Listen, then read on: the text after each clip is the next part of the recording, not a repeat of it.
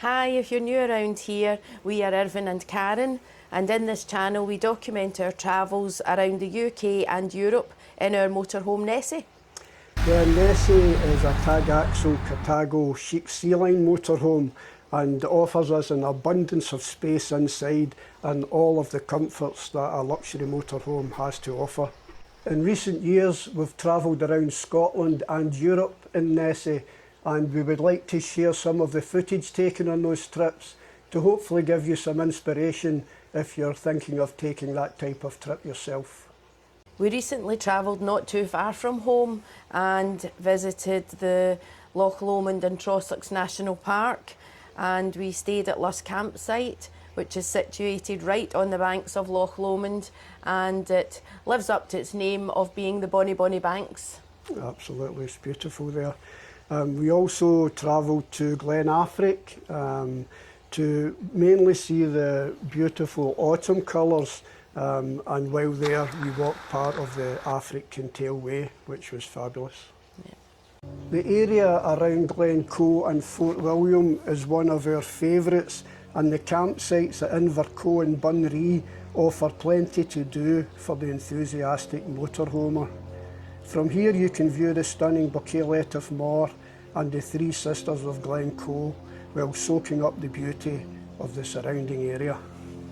From Bunree campsite, the Corran ferry takes you on a short crossing to the Ardnamurchan Peninsula, and that allows you to explore the most westerly point of the UK. So one of our favourite places to visit is the island of Mull, and we've actually been going there for close on 40 years. Yep. And one of the places that we love to visit when we go over to Mull is Tobermory. The houses all painted all the different colours is just beautiful, and it's just a lovely town. Yeah, definitely one of your favourite places. And the drive from Tobermory along the coast to Calgary Bay is absolutely brilliant, and when you get there it's one of the nicest beaches in the west coast of Scotland. It's absolutely stunning. It is, and we have been very fortunate with the weather. When we have visited, we've been able to be on that beach, and it is truly spectacular in the sunshine. Yeah, absolutely. And one of our favourite sites in the whole of Scotland is actually on the island of Mull as well, and that's at Fidden Farm in the south of the island. The location there and the waters are crystal clear, beautiful beach, and it looks over to the island of Iona, and you can actually walk. It's maybe a 30-minute walk to the ferry, and you can get the ferry over to Iona, which is another one of our kind of favourite places. Favourite places, yes. It's a special place. There is a feeling of peace and tranquility on Iona that you really don't experience in many places. Yeah, absolutely. Lovely. Yeah, and from Iona we took the ferryboat tour out to the island of Staffa, and Staffa is just amazing, particularly in the type of day that we got there, because the weather is beautiful and the puffins came right to our feet. It's hard to believe that they come so close, isn't it? Yeah. So that was fantastic. Yeah, and we were also very lucky to be able to land on Staffa, to have the puffins come beside us, because at certain times of the year, I think it's when the birds are nesting, you're not allowed to land on the island, so that was another lucky day for us. Yeah, absolutely. So as well as the puffins on the island of Staffa, there is the amazing Fingal's Cave, and the basalt columns are a truly wonderful sight. Legend has it that the Irish giant Finn McCool built a causeway of basalt columns to cross the sea to connect the Giant's Causeway in Ireland, which we are also fortunate to have seen, to the Staffa Island in Scotland. But then when he saw how enormous the Scottish giant was, he fled back to Ireland, destroying the bridge behind him. So as a geologist, I know that it was volcanic activity and sea erosion that created the cave's dramatic entrance. However, who doesn't love a bit of folklore? Absolutely. Our favourite Scottish island is the island of Lewis and Harris, and it boasts some of the most beautiful beaches in the world. Liskintyre, Horgabost and Ardroyle Beach, to name but a few. Absolutely stunning there. As well as the beaches on Lewis and Harris, there are a number of historical sites that are well worth visiting. The standing stones at Callanish are actually older than those at Stonehenge. and we were lucky to be able to visit them when we were over. We went to the Iron Age Broch, which was very interesting, and we also visited a black house village, which showed the houses preserved as they were when people were living in them, and that was where we saw the working weaver. Oh yeah, as weaver, well, yeah. where they were demonstrating the Harris tweed. Yeah, that was great So to see, yeah, that was really good. Yeah, so Lewis and Harris, that's a must-do motorhome trip. Definitely. We've also gone on 3 trips to Europe, and the Nessie really does come into her own on these longer trips. Yeah, absolutely.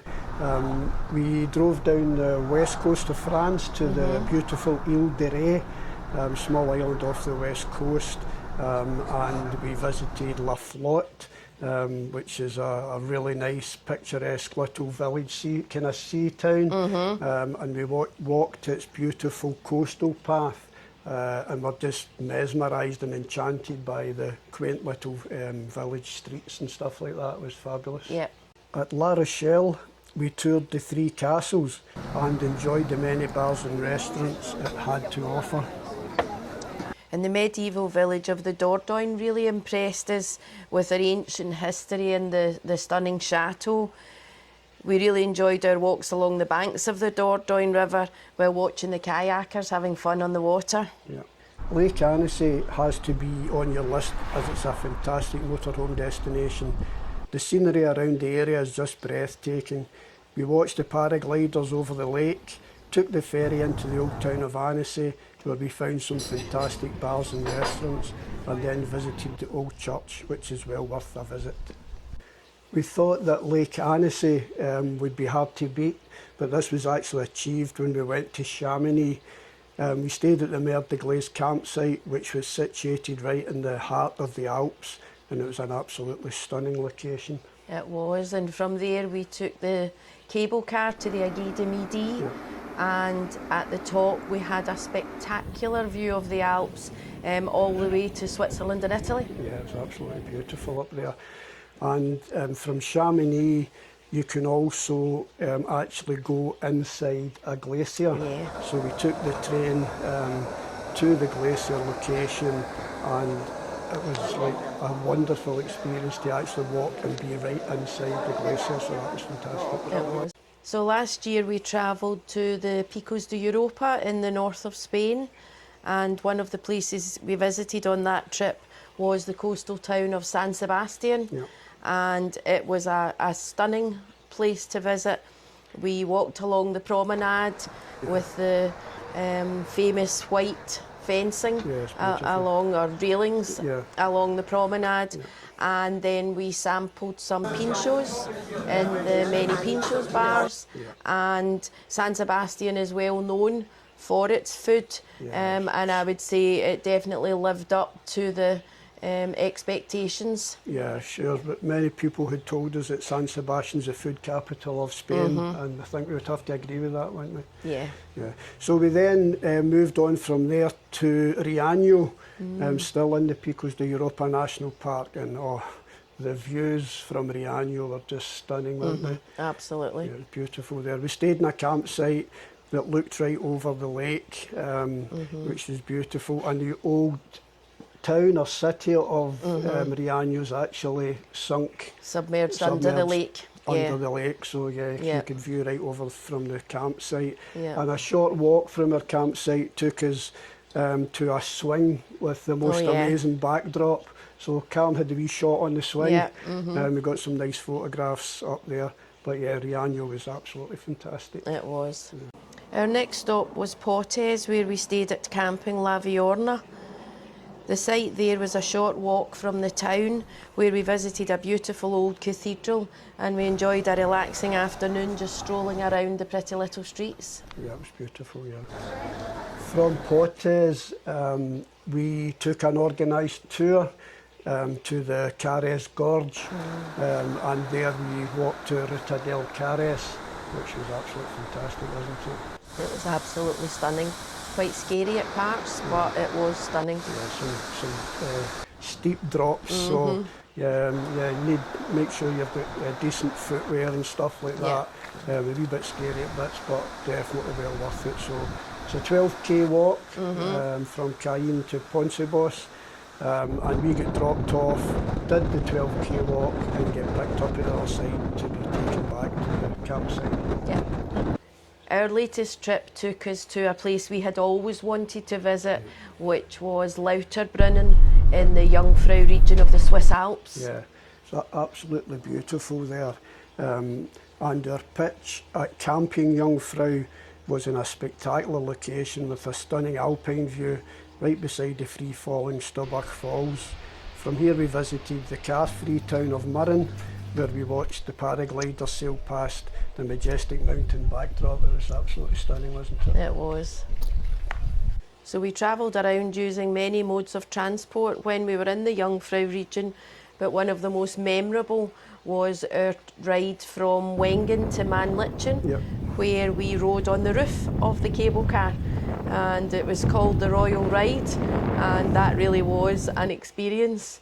And when we got to the top, we walked along the trail, and I think we saw some of the happiest cows on earth as they lay chewing the cud with the majestic backdrop of the Alps behind them. Yeah, it was something really spectacular to see, wasn't it? Yeah. So there you go, guys. That's just some of the trips that we've had in Nessie. Each of the trips actually has a full-length video on its own, so if you'd like to, you know, see a bit more detail any of the trips, search through our channel and you'll find that video. So our trip to Florida is coming to an end, and once we get back home we'll start planning our next adventures. Yep, see where we're thinking of getting to next. We hope you've enjoyed this video, and we'd love you to come along in future videos. And to help us grow the channel, it would be much appreciated if you could click the like button, subscribe, and click the notification bell, because that really does help our channel to grow on YouTube. And remember, as always, live today like there could be no tomorrow. Love life, and thanks for watching.